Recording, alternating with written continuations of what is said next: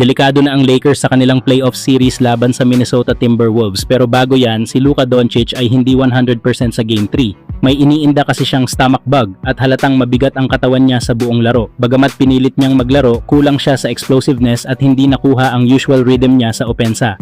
Lalo na't matindi ang on-ball defense ni Jaden McDaniels. Hindi niya binigyan ng espasyo si Luka sa bawat bitbit ng bola. Bawat dribble, sinasabayan niya agad, pinipilit ma-disrupt ang play. Pangalawa, ang pressure sa buong court. Kahit sa half-court setup, agresibo si McDaniels, lalo na kapag bumababa na ang shot clock.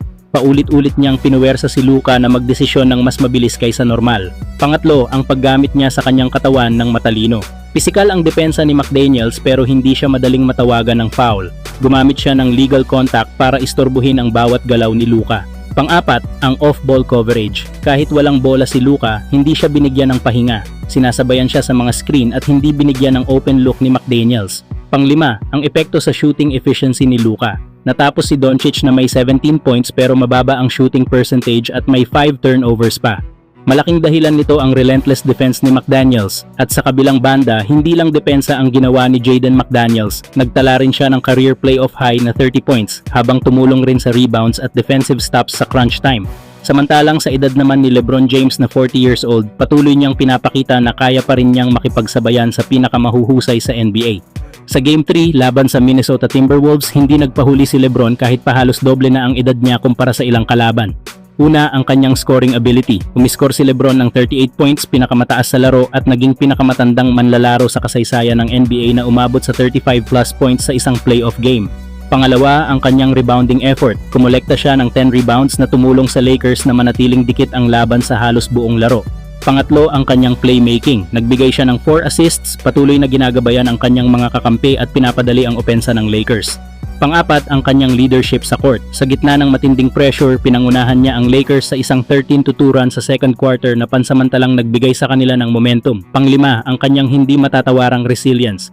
Kahit ramdam na ang pagod, hindi sumuko si LeBron, sinubukan niyang dalhin ang Lakers sa panalo sa abot ng kanyang makakaya. Pero sa kabila ng kanyang makasaysayang performance, nasayang ang run ng Lakers matapos silang talunin ng Timberwolves sa score na 116-104. Ang late game surge ng Wolves ay pinangunahan ng solid defense at clutch shooting, ang tumapos sa pag-asa ng Lakers na makuha ang Game 3. Kahit anong husay ni LeBron, kulang pa rin kung walang sapat na suporta mula sa team. Samantalang sa Game 3 ng Lakers laban sa Timberwolves, lumutang ang ilang seryosong problema na naging dahilan kung bakit sila natalo. Una, ang turnovers. Maraming beses nilang isinuko ang bola, lalo na sa critical moments. Dahil dito, nagkaroon ng mabilis na puntos ang Wolves na nagpalalim sa kanilang kalamangan. Pangalawa, ang depensa sa perimeter. Hindi nila napigilan ang outside shooting ng Minnesota, kaya nakakuha ng maraming malilinis na tira ang Timberwolves mula sa labas. Pangatlo, ay ang mabagal na ball movement. Madalas tumigil ang opensa ng Lakers, naging predictable, at umasa na lang sa isolation plays ni LeBron at Luka na kalaunan ay hindi na rin naging effective. Pang-apat, ang kakulangan sa bench scoring. Malaki ang disparity ng bench points kung saan nakakalamang lagi ang Timberwolves at hindi nabigyan ng sapat na pahinga ang mga starters ng Lakers. Pang-lima, ang pagiging inconsistency nila. Kahit nagkaroon kasi sila ng mini runs, mabilis din silang bumagsak dahil sa poor shot selection at breakdown sa depensa. Dahil sa mga problemang ito, ngayon ay lamang na ang Timberwolves sa serye sa 2-1 lead, kaya ang possible scenario sa kanilang series. Kung hindi agad makakahanap ng adjustments ang Lakers sa Game 4, posibleng tapusin ng Wolves ang serye ng mabilis.